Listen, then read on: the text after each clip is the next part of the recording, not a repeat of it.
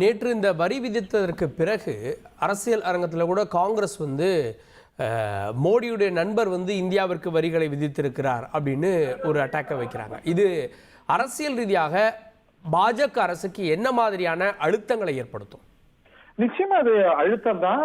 ஏனென்றால் டொனால்ட் ட்ரம்ப்பும் நரேந்திர மோடியும் முற்காலங்கள்ல நண்பர்கள் அப்படின்னு பரஸ்பரம் அந்த உறவை பாராட்டியவர்கள் அப்படிங்கிறத பார்க்கிறோம். இது வேற வகைகள்ல கூட விமர்சனத்துக்கு உள்ளாகி இருக்கிறது. 2020 காலத்துல ஆப்கி பார் ட்ரம்ப் சர்க்கார் அப்படின்னு கிட்டத்தட்ட டொனால்ட் ட்ரம்ப்புக்கு பிரச்சாரம் செய்தார் அப்படிங்கிற விமர்சனம் எதிர்கட்சிகளால, குறிப்பாக காங்கிரஸ் கட்சியால வைக்கப்பட்டது. அந்த தேர்தலில் டொனால்ட் ட்ரம்ப் தோற்று போனார்.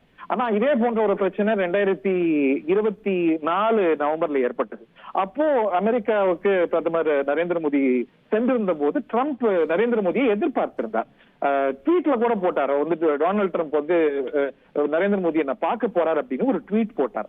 ஆனால் போன தேர்தலில் ஏற்பட்ட சர்ச்சைகளின் காரணமாக அவர் அதிபர் வேட்பாளருங்கிற காரணத்தினால அப்போது அதிபராக இருந்த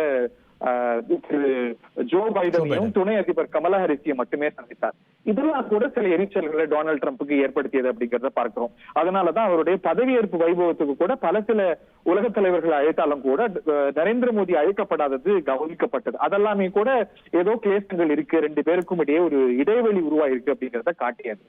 அதுக்கப்புறம் வெள்ளை மாளிகைக்கு அவர் வந்த போது கூட பொதுவா ஜாயிண்ட் ஸ்டேட்மெண்ட்ல ரெண்டு தரப்பும் ஏற்றுக்கொள்ளக்கூடிய இனிமையான விஷயங்கள் இல்ல பொதுவான விஷயங்களை தான் சொல்லுவாங்க. பாயிண்ட்ஸ் ஆஃப் கன்வர்ஜென்ஸ் தான் ஹைலைட் பண்ணுவாங்க.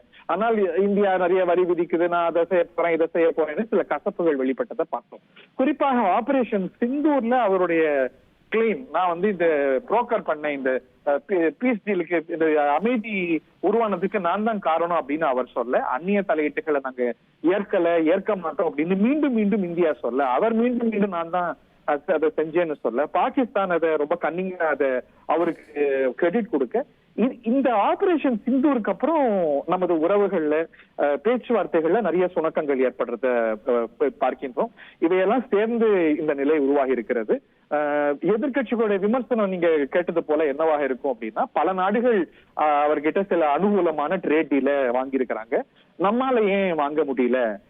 பாகிஸ்தான் வாங்கியிருக்கு, வங்கதேசம் வாங்கியிருக்கு, அண்டை ஸ்ரீலங்கா வாங்கியிருக்கு, சின்ன சின்ன நாடுகள்லாம் கூட அமெரிக்காவை கையாண்டு வாங்கியிருக்கிறாங்க அப்படின்னா அவங்க சைஸ் ஆஃப் பொருளாதாரம் எந்த அளவுக்கு அப்படிங்கறத பார்க்கணும். அந்த விமர்சனம் மேலோங்கத்தான் செய்யும்.